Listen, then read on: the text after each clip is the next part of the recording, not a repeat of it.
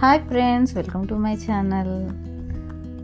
మేమైతే బతుకమ్మ పండుగ చాలా బాగా సెలబ్రేషన్ చేసుకున్నాము.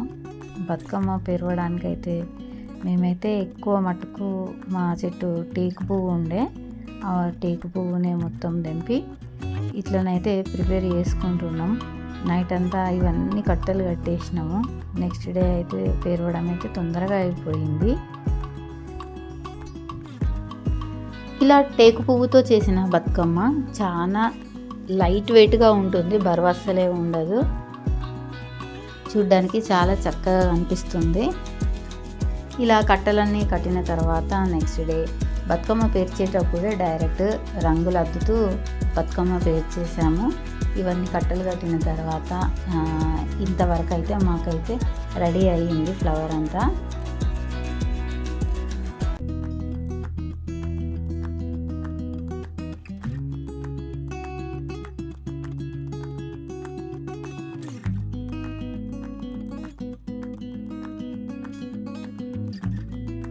టేకు పువ్వుతో పాటుగా పట్టుకుచ్చు, గునుగు, తంగేడు, బంతి ఇవన్నీ కాంబినేషన్స్తో బతుకమ్మని అయితే పేరవడం స్టార్ట్ చేస్తున్నా. మీరు ఎక్కడ స్కిప్ చేయకుండా చూడండి. నచ్చితే లైక్ చేయండి, షేర్ చేయండి. కొత్త వాళ్ళైతే నా ఛానల్ని సబ్స్క్రైబ్ చేసుకోండి.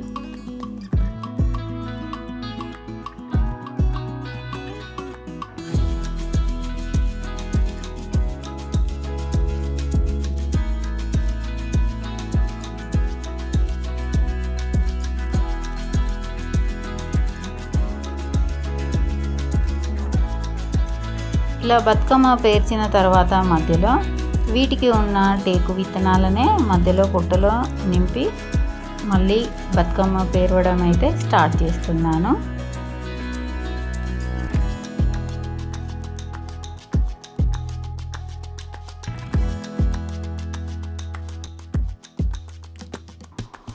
ఇలా బతుకమ్మను పేరుస్తూ ఒక తాంబూలం మధ్యలో పెట్టి ఇలా రౌండప్ చేస్తూ బతుకమ్మను పేరుస్తే ఎటు కూడా వంకర పోకుండా చక్కగా రౌండ్గా వస్తుంది ఒక షేప్లో.